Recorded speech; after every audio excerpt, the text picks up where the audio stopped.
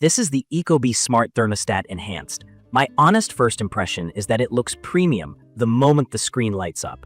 The glass face with the soft waterfall edges feels modern, and the bigger Squircle screen makes the on-device controls easy to read from across the room. I like the clean UI, the color temperature sliders, and how the app mirrors the look and flow on the thermostat. It gave me that immediate sense that I wouldn't have to fiddle to figure it out. One quick reality check though. The glass shows fingerprints fast. If you're a neat freak, keep a microfiber cloth nearby. From my experience, installation splits into two very different stories. With the C-wire, which is the common wire that provides constant 24-volt power, it's a straightforward job. I labeled the wires, snapped the backplate on the wall using the built-in level, and followed the app prompts. It felt very guided and took under an hour, including cleanup. The thermostat powered up right away, connected to Wi-Fi, updated firmware, and I was setting schedules by the time my coffee was still warm. Without a C-wire, it's a very different vibe because you'll likely use the included power extender kit, often called the PK. That small module installs at the furnace control board, not at the thermostat. If you don't spend much time with HVAC wiring, it can feel intimidating. The instructions are clear, but you're opening the panel, tracing wires, and moving connections.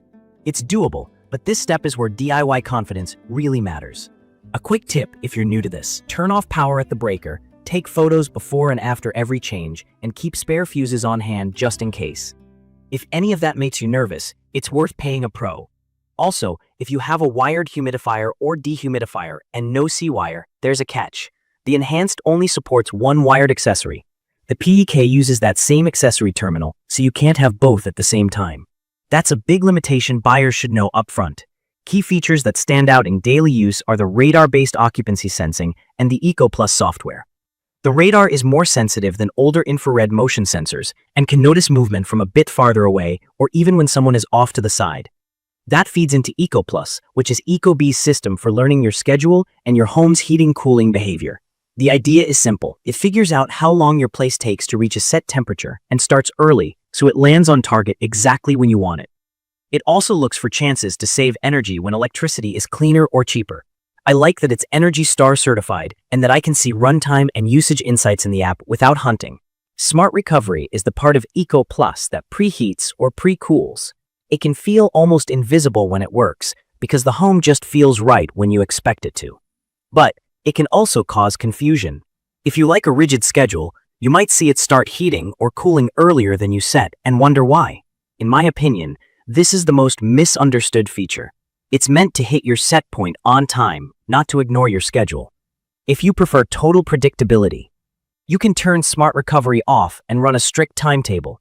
I tested it both ways and ended up leaving it on, but I adjusted the EcoPlus comfort and saving sliders to a middle ground that felt right. As for voice control, this model doesn't have a mic or speaker built in. It works with Siri, Alexa, and Google Assistant, but you need a separate smart speaker. That's not a deal breaker for me, because I already have a speaker in the living room. Though I get why some people expect voice on the thermostat itself. If you want built-in voice, that's a reason to step up to the premium. Now, the biggest surprise for me wasn't the install or the smart features. It was the sensors. I kept seeing a mismatch between how warm the room felt and what the thermostat reported. I sealed the wall opening behind the plate to prevent drafts, checked for vents blowing at it, and compared readings with an independent thermometer. The thermostat was off by several degrees. Fortunately, there's an offset setting in the app, so I dialed in a correction to make the reading match the real room temperature. That fixed day-to-day comfort, but it did shake my confidence a bit. Humidity drift also seemed high compared to another meter I trust. For folks who are picky about accuracy, this will be frustrating. The strange part is that the optional smart sensors you can place in other rooms often feel more consistent, but they don't include a calibration setting. I'd love to see Ecobee add a calibration option for remote sensors in a future update. The way this thermostat fits into a smart home is where it shines. It's rock solid with Apple HomeKit, and it's friendly with Alexa and Google Assistant.